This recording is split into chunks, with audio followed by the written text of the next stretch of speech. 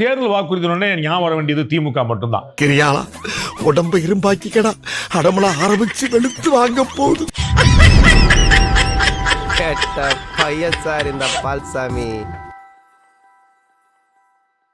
2021 நீங்க கொடுத்த தேர்தல் வாக்குறுதிகள் அள்ளி வீசப்பட்ட வாக்குறுதிகள். சமையல் எரிவாயு சிலிண்டருக்கு 100 ரூபாய் மானியமாக வழங்கப்படும். மாதம் ஒரு முறை மின் கட்டணம் செலுத்தும் முறை அமுல்படுத்தப்படும். நீட் தேர்வை ரத்து செய்ய கழக ஆட்சி அமைந்ததும் முதல் சட்டமன்ற கூட்டத்தொடரிலேயே சட்டம் இயற்றப்படும். அரசு துறை நிறுவனங்களில் 10 ஆண்டுகளுக்கு மேல் தற்காலிக பணியில் உள்ள அனைத்து பணியாளர்களும் பணி நிரந்தரம் செய்யப்படுவார்கள். நண்பா ஓ நண்பா, என் காதென்ன இப்படி விட்டு போகிறாயே நண்பா ஓ நண்பா, காதுகள் பாவம் இல்லையா? பகுதியினர் ஆசிரியர்கள் அனைவரும் பணி நிரந்தரம் செய்யப்படுவார்கள். கூட்டுறவு வங்கியில் 5 பவுன் உட்பட்ட நகைக்கடன் தள்ளுபடி செய்யப்படும். 30 வயதுக்கு உட்பட்ட தமிழக கல்லூரி மாணவர்களின் கல்வி கடன்களை தள்ளுபடி செய்யப்படும். உங்ககிட்ட ஏமாந்தவங்களை நினைச்சு பாத்தியா? எத்தனை பேர் ஏமாந்துருப்பாங்க? எவ்வளவு பெரிய பாவம். கோழி மேல பரிதாபப்பட்டா 65 சாப்பிட முடியாது. அப்புறம் நானா யாரையும் தேடி போய் ஏமாத்தல, ஏமாற தயாரா இருந்தவங்களுக்கு ஒரு வாய்ப்பு கொடுத்தேன். ஆக்சுவலா எத்தனை பெர்சன்டேஜ் தான் நீங்க நிறைவேற்றினீங்க? வாங்குற பெர்சன்டேஜ் இருக்கணும், நிறைவேற்றப்பட்ட பெர்சன்ட் நீங்களே 505 வாக்குறுதிகள்ல 404 வாக்குறுதிகள் சுமார் 80% வந்து நிறைவேற்றப்பட்டது. 199% சுமார் 80%. 199% சுமார் 80%. இதுவரையில நாம் நம் தந்த வாக்குறுதிகளை நிறைவேற்றி இருக்கிறோம். எல்லாம் எதை வேணா பத்தி பேசலாம். எல்லாத்திற்கும் முக்கியமான காரணம் என்ன அப்படின்னா பாஜக தான். இவன் சரியான பைத்தியம் இல்ல, சரியாகாத பைத்தியம்டா.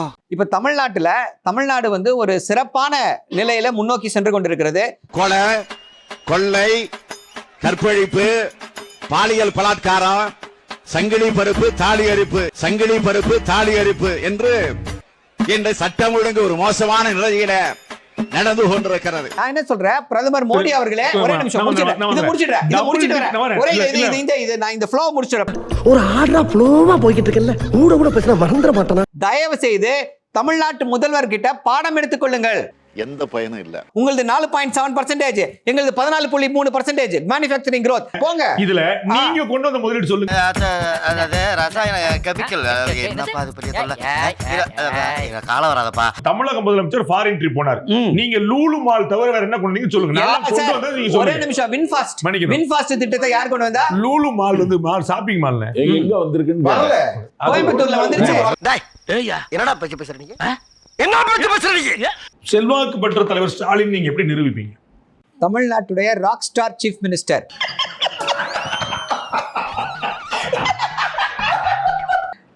இன்னைக்கு இந்தியாவுடைய மனசாட்சியாக இருக்கக்கூடிய ஒரே இயக்கம் திமுக.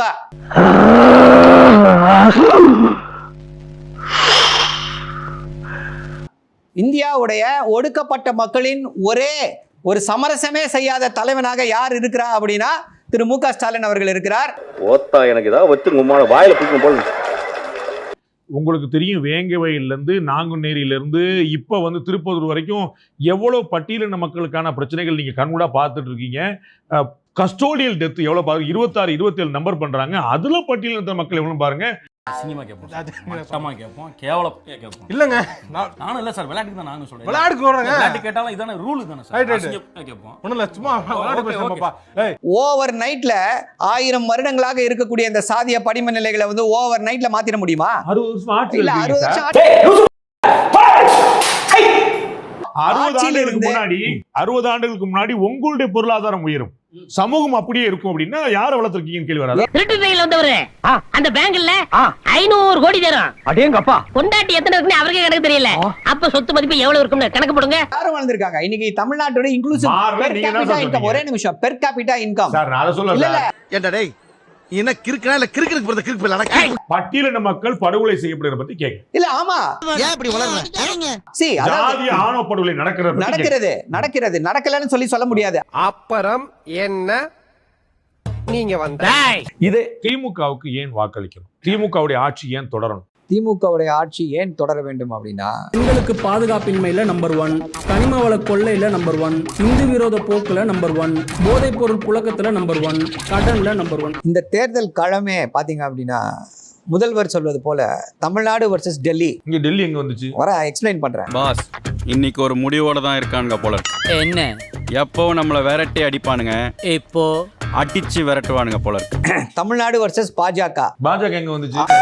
ஆஹா, இவன் மண்டை குழம்பி மெண்டலாகி வந்திருக்கானா இல்ல போர் அடிக்குதுன்னு டைம் பாசிங் பண்றானா? Aryan versus Dravidian. ஒரு ராகுல் காந்தி யார் திராவிடரா? எவரா எல்லா ஏயா இன்னைக்கு நீ இப்படி உயிரை வாங்குற? நீ வாதாரப்ப என்னைக்காவது நான் குறுக்க போந்துருக்கலாம். ஒரு ஆர்டரா ஃப்ளோவா போய்கிட்டு இருக்கல, கூட பேசினா மறந்துட மாட்டானா? இப்போ இந்த மேடையே பாத்தீங்கன்னா எம்.கே. Stalin versus others. என்ன பேசிட்டு இருக்கும்போது பிபி ஊதுற? உங்களை பார்த்தா சிறப்பு போலீஸ் மாதிரி இருக்குங்க சார். எப்படி சார் இவ்வளவு கரெக்டா சொல்றீங்க? எப்படி? அது பார்த்தாலே தெரியுது சார். பாத்தீங்கன்னா மேடையை பாத்தீங்கனாலே தெரியும், இந்த மேடையை பாத்தீங்கனாலே தெரியும் எம்.கே. Stalin versus others. என்ன அந்த பக்கமா சுத்துற? நீ அறிவாளின்னு சொல்றேன்டா லூசு. லூசு டாம்பர் இருப்ப. ஏடா பேசற லூசுங்கறாங்க, நான் பைத்தியக்காரனா? இவர்களுக்கெல்லாம் எதையாவது சொல்லி எப்படியாவது திமுக எதையாவது சொல்லுங்க. நீங்க சொன்னது சொல்லுங்க. ஆரியன் வெர்சஸ் திராவிடன் சொன்னீங்க. ராகுல் காந்தி ஆரியரா திராவிடரா? ஐயோ, பேசாம தூங்கி இருக்கலாம், நானே வந்து மாட்டிக்கிட்டனே. இல்ல, ராகுல் காந்தி எதற்காக நிற்கிறார்?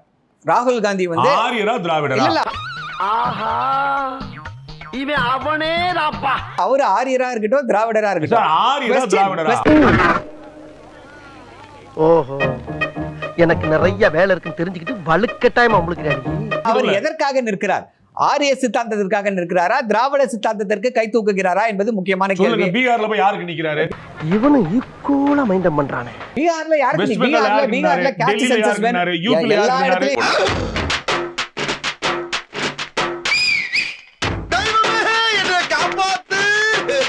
அவருடைய கோரிக்கை என்ன? கேஸ்ட் சென்சஸ் வேணும் அப்படின்னு சொல்லி சொல்றாரு. இட ஒதுக்கீட்டை ஜாஸ்தி ஆக்கணும் அப்படின்னு சொல்லி கேக்குறாரு. இங்க பாரு, நல்லா நாம இங்க பா. என்ன பாக்குறப்பலாம் இதே வேலைய செய்றீங்க. இங்க பாரு, குடிக்கிற துணி கூட விட்டு போறீங்க பாரு. கேஸ்ட் சென்சஸ் ஒன்றிய அரசு தான் கொண்டு வர முடியும்.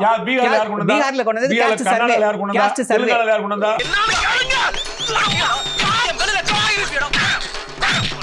கேஸ்ட் சர்வே தேவை கிடையாது. ஏன்னா அங்கெல்லாம் 69% இடஒதுக்கீடு இல்ல. தமிழ்நாட்டுல 69 இருக்கா? ஆமா. ஏன் தடை பண்ண முடியல உச்சநீதிமன்றத்தால? ஏன்னா நம்ம வந்து கொண்டு போய் சேர்த்துட்டுமே 10th ஸ்கெட்யூல்ல சேர்த்துட்டுமே. யார் சேர்த்தா? இவங்க நம்ம செல்வி ஜெயலலிதா சேர்த்தாங்களே. அவ்வளவுதான். முதுகுல குத்திட்டு இல்ல இல்ல முதுகுல குத்திட்டு தப்பா இல்ல. யார் அந்த 69% இடஒதுக்கீடு எல்லாத்துக்கும் போராடுறன்னு சொல்றது யாரு? செஞ்சது யாரு? நீங்க தான் சொன்னீங்க. இதுக்கு பேரு தான் திராவிட மாடல் ஆட்சி. புரியல. சமூக நீதிக்காக, அதாவது ஆரியன் வெர்சஸ் திராவிடியன்னா 69% இடஒதுக்கீடுக்காக போராடினது யாரும் சொன்னீங்க. ஆமா, அது வந்து யார் செஞ்சிருக்காங்க நீங்களே தான் சொல்றீங்க. இல்ல, நான் கரெக்ட்.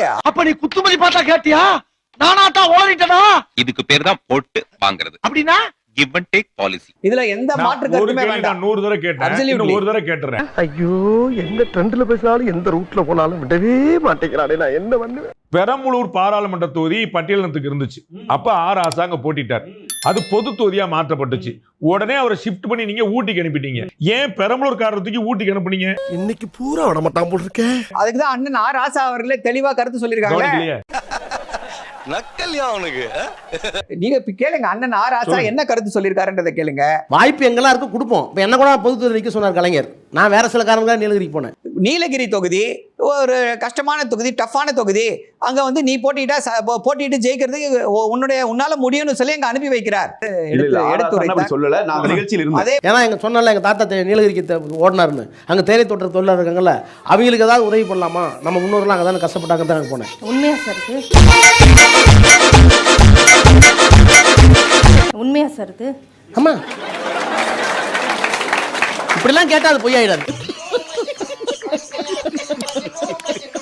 அதே போல இப்போ இதோட நீட்சி, இப்படியே போயிட்டு இருக்கு அப்படின்னும் பொழுது, இப்படியே போய்க்கிட்டா என்ன அர்த்தம்? இதுக்கு ஒரு முடிவே கிடையாதா?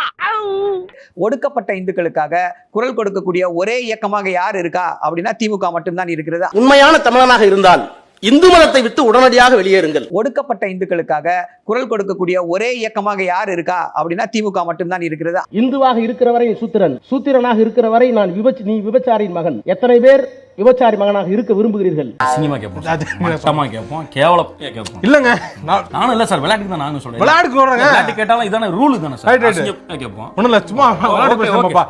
இடபிள்யூஎஸ் கோட்டா ஏன் தமிழ்நாட்டிற்கு வரக்கூடாது அப்படின்னா, ஏன் வரக்கூடாது அப்படின்னா அது வெறும் உயர் ஜாதி இந்துக்களுக்கான இடஒதுக்கீடு. காங்கிரஸ் ஆளக்கூடிய மாநிலங்கள்ல இடபிள்யூஎஸ் உண்டா இல்லையா? காங்கிரஸ் ஆளக்கூடிய மாநிலங்கள்ல இடபிள்யூஎஸ் உண்டா இல்லையா? காங்கிரஸ் பத்தி எங்களுக்கு கவலை இல்ல. உன்னை எல்லாம் நான் மனுஷனாவே மதிக்கிறதுலடா, மயில்கல் ரேஞ்சுக்கு தான் மதிக்கிறேன்.